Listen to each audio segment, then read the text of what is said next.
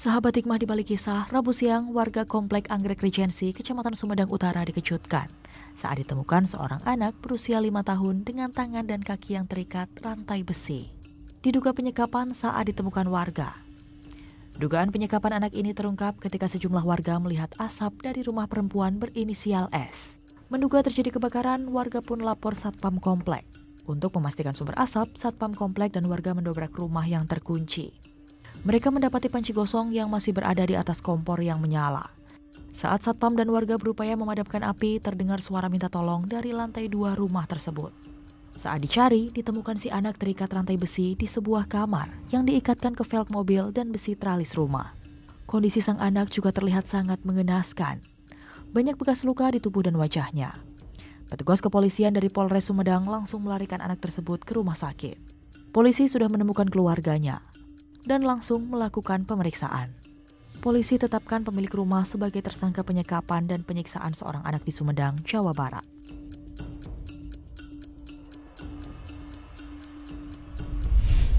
Aduh, astagfirullahaladzim. Ini kalau kita melihat berita-berita seperti itu, dalam hati kok miris tega tega. Miris, tega sekali. Orang tua, ibu sendiri, Pak Ustadz, melakukan hal seperti itu kepada anaknya. Nah, memang faktornya pasti banyak, Pak Ustadz, ya. Tapi kalau kita melihat ini dari sudut pandang Islam, bagaimana seharusnya kita mendidik anak. Kalau misalnya anak ini rewel sekali, nggak bisa diatur sama sekali, kita baiknya seperti apa, Pak Ustadz? Ya. Para pemirsa Net TV yang saya cintai, dalam berumah tangga semua pasti ingin kehadiran seorang anak dalam kehidupan berumah tangganya. Ada mereka yang begitu memulai rumah tangga, Allah karuniakan seorang anak lahir di tengah-tengah mereka.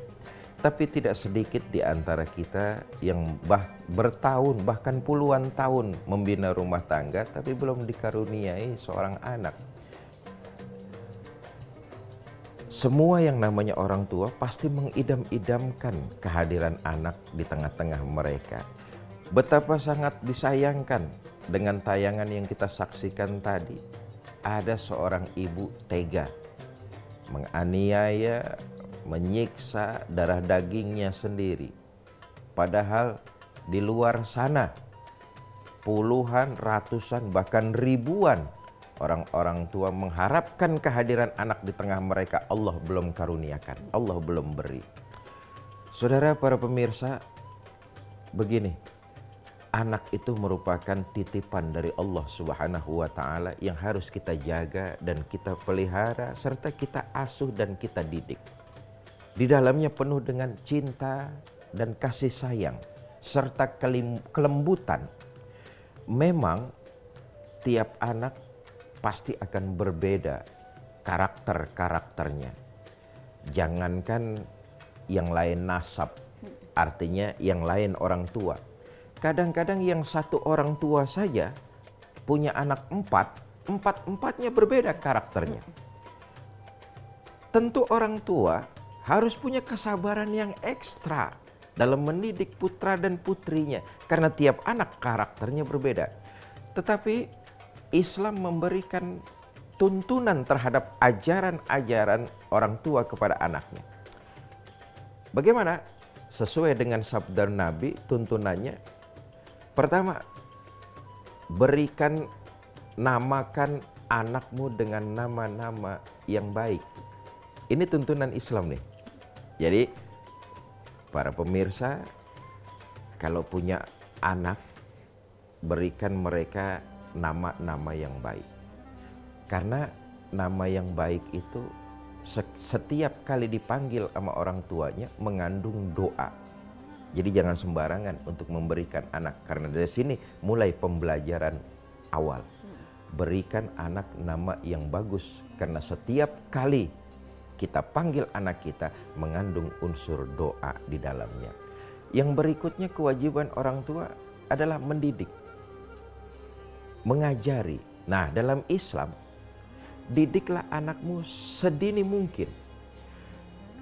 Ketika usia 3-4 tahun, motoriknya sudah mulai, apalagi sensoriknya, ajarkan anak itu tentang tata cara beribadah. Misalnya gerakan-gerakan sholat. Dan alangkah baiknya mendidik anak itu harus dibarengi dengan contoh dari orang tua. Nggak bisa loh Mbak Rahmah, para pemirsa, mendidik anak itu dengan teori saja. Nyuruh anak sholat, sholatlah nak. Tapi orang tuanya, bapak ibunya tidak melakukan sholat berjamaah kepada mereka. Ajak anak itu sholat secara bersama-sama. Ibunya dan bapaknya. Bapaknya jadi imam, ibu dan anaknya jadi makmum misalnya. Mereka akan mau dan mereka akan mencontoh, melihat itu. Karena itu didiklah anakmu sesuai dengan umurnya sedini mungkin. Dari umur 3 tahun sampai 5 tahun ajak. 5 tahun kemudian sampai 7 tahun jadikan itu sebagai sebuah kedisiplinan. Memang kelihatannya dipaksa. Kelihatannya dipaksa. Memang seperti itu harusnya. Anak tidak mengikuti perintah agama, maka orang tua dibenarkan untuk bertindak tegas. Nah, tegas dalam artian bukan keras. Tegas yang terarah. Misalnya dalam Islam boleh kalau anak sudah akhil balik dan dia meninggalkan ibadah sholat, maka orang tua boleh memukul. Memukul tentu yang tidak berbekas. Misalnya memukul sayang lah. Misalnya menyentil telinga yang tentu tidak kencang sekali. Saya ingat betul itu Mbak Rama, ketika saya kecil ajaran itu diterapkan oleh orang tua saya. Jadi ketika saya mengentar-entarkan atau memalas-malaskan satu kewajiban sholat misalnya, itu bapak selalu sentil saya telinganya, atau ibu tuh selalu jiwit lengan saya. Belakangan saya tahu memang itu ajaran agama, boleh memukul tetapi yang tidak menimbulkan bekas dan menyakitkan. Nah, Viti yang kita saksikan ini kan di luar batas. Iya, bablas banget. Bablas, bukan lagi soal tuntunan, tapi ini sudah murni penyiksaan.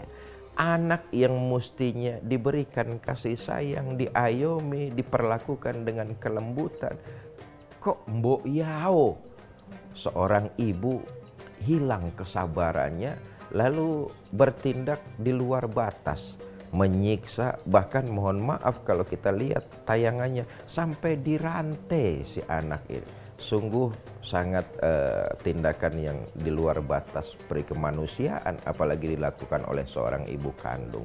Mudah-mudahan kejadian ini, peristiwa ini yang terakhir dan tidak terjadi lagi buat kita semuanya. Wallahu a'lam bishawab. Peristiwa buruk seperti tadi pasti juga akan ada pelajaran yang bisa kita ambil ya. Betul. Jadi sahabat hikmah, intinya adalah kita pasti pernah mengalami atau kita merasakan ada peristiwa buruk, peristiwa baik, tapi alangkah baiknya kalau kita bisa kemudian menjadi bijak. Karena percayalah sahabat hikmah, akan selalu ada hikmah di balik kisah. Saya Rahma dan Ustaz Fikri pamit. Assalamualaikum warahmatullahi wabarakatuh. Waalaikumsalam warahmatullahi wabarakatuh.